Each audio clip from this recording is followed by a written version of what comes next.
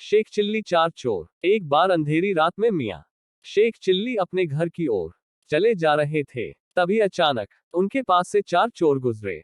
चुपचाप दबे पांव आगे मियां शेख चिल्ली अपने घर की ओर चले जा रहे थे। तभी अचानक उनके पास से चार चोर गुजरे।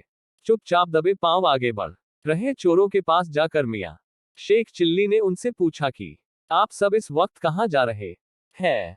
चोरों ने सोचा कि मियां शेख चिल्ली भी उन्हीं की तरह कोई चोर है और साफ साफ बता दिया कि हम चोर हैं और चोरी करने जा रहे हैं।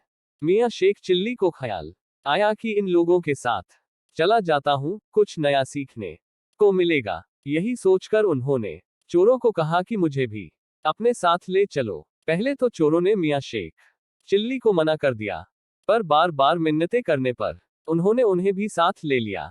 चोरों ने एक रिहायशी इलाके में बने आलिशाना मकान में चोरी करने का फैसला किया, जिसमें एक अकेली बुढ़िया रहती थी। और फिर चारों घर के अंदर घुस गए और उनके पीछे पीछे मियां शेख चिल्ली भी हो लिए। चोरों ने उन्हें हिदायत दी कि जैसा हम कहें वैसा ही करना और हमेशा छुपे रहना। घर के अंदर आते ही चारों चोर पैसों, गहनों और अन्य कीमती चीजों की खोज में लग गए।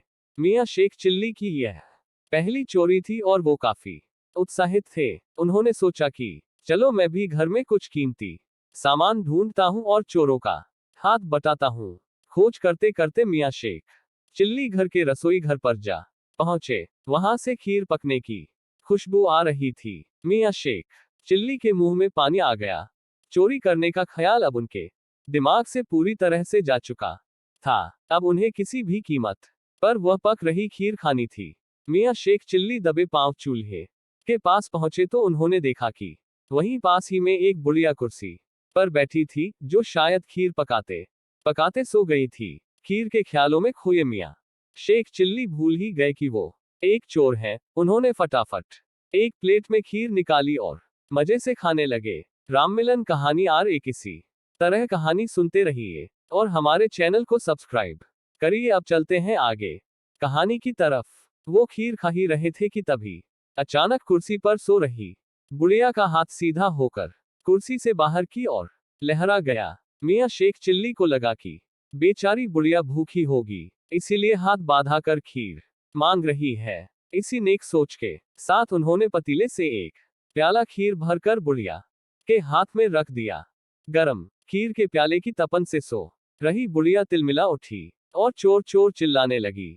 चिल्लम चिल्ली होने पर आस पड़ोस के लोग जमा हो गए। मियां शेख चिल्ली और चोर बाहर नहीं भाग सकते थे, सो घर में ही इधर उधर छुप गए। जल्द ही एक चोर पकड़ा गया। लोग उसे मार मार कर सवाल जवाब करने लगे। तू यहाँ क्यों आया था? ऊपर वाला जाने। तूने क्या क्या चुराया? ऊपर वाला जाने। इस तरह लोग कुछ भी पूछते, चोर यही कहता कि ऊपर वाला यानी अल्लाह जाने। लोगों ने सोचा कि चलो जाने दो, भले चोर है लेकिन हर बात में अल्लाह को तो याद करता है। लेकिन तभी धाम से आवाज आई। मियां शेख चिल्ली, जो ठीक ऊपर दूछत्ती में छुपे थे, नीचे कूद पड़े और चोर को थप्पड़ जड़ते हुए बोले, सारा करम तुमने और तुम्हारे 3 साथियों ने किया, लेकिन हर बात में तू मेरा नाम लगा दे रहा है। ऊपर वाला जाने। ऊपर वाला जाने। भाइयों, मैं कुछ नहीं जानता, मैं तो बस ऐसे ही इनके साथ हो लिया था। फिर क्या था? लोगों ने बाकी तीनों चोरों को भी खोजा और उनकी धुनाई करने लगे और मौके का फायदा उठाते हुए मियां शेख चिल्ली पतली गली से निकल लिए। टंग आउट। कहानी अच्छा लगा हो तो लाइक और सब्सक्राइब तथा शेयर जरूर कर दे। राममिलन, धन्यवाद।